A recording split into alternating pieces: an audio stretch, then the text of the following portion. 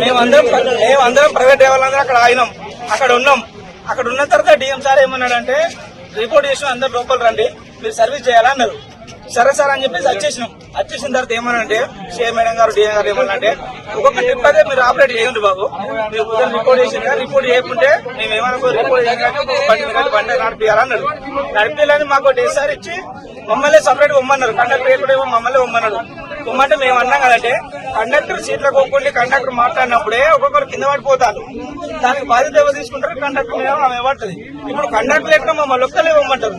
రేపు ఏమన్నా కింద పడుతుంది కావచ్చు. అది ఎప్పుడు ఎవరి బాధ్యత? రన్నింగ్ లో పోతుంది ఎవరి బాధ్యత? మా మీద పడుతుంది కదా సార్. మేము కొంచెం ఆలోచించుకుంటా ఉన్నాం. మీకు ఏం కాదు, మీరు పొంగ మీరు బస్ స్టాండ్ లేకరు, రోడ్డు మీద ఎవరు లేనారు. రోడ్డు మీద ఎవరు అంటే ఎవరన్నా మధ్యలో కలిసి వెళ్ళి చెప్తారు.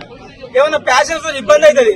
మరి అప్పుడు ఎవరు బాధ్యత సార్? ఎవరైనా బండతో కొట్టాడు ఎందుకు తిరుగుతారని అప్పుడు ఆ పెనాల్టీ మావి చేస్తారు మా ఓనర్ గారు. మేము ఓనర్ కూడా ఒక మాట చెప్తాము. మరి ఏమన్నా అయితే మాకు సంబంధం లేదు సార్, ఎవరైనా చెప్పి పొమ్మంటారు, పోతాం. పోవడానికి మేము సిద్ధంగా ఉన్నాం, పోతాం. కాకపోతే రోడ్డు మీద ఏమైనా జరిగితే మాత్రం మాకు సంబంధం లేదు సార్ అని చెప్తామని మేము బయటకు వచ్చాం. ఏం కాదో చెప్పి బయటకు వచ్చాం. బయటకు వస్తుంటే ఆ పోలీస్ సార్ ఏమంటుండ్రు, అరే మీరు అటెందుకు పోతుండ్రా, ఏమన్నా మాట్లాడుకోవాలంటే ఇటు మాట్లాడుకోర్రా అన్నాడు. సరే సార్ అందరూ వెళ్ళిపోయారు, మాట్లాడతాను సార్ నేను.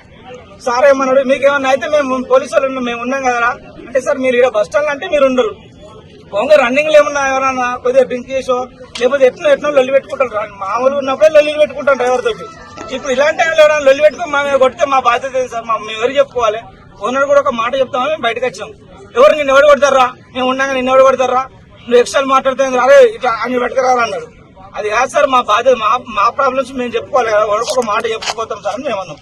నాకు అరే ఇటు ఎక్స్ట్రా మాట్లాడితే ఇటు తీసుకురా, ఇన్ని పట్టుకురాను రా, లోపల ఏమిరా అని, అరే బాడుకోవరే నువ్వేం మాట్లాడుతున్నావు, ఇట్రా అరే అవులే ఇట్రా అని పిలిచి నన్ను ఈడ ఉన్న నచ్చి గుద్దింది సార్. నన్ను ఏసీపీ సార్ ఈడ గుద్దింది నన్ను. ఈడ గుద్దినాక మా వాళ్ళు వచ్చి సరే ఈ ఉన్నది మాట్లాడుతూ పెట్టుకోవద్దామని చెప్పి బయట తీసుకొని నన్ను బయట తీసుకొని పోయి ఇప్పటికి వచ్చి మాట్లాడితే సార్ ఏమంటారు, నేను గుద్దలేదు, నేను మాట్లాడుకోమని చెప్తున్నా అని చెప్పి సార్ చెప్తారు.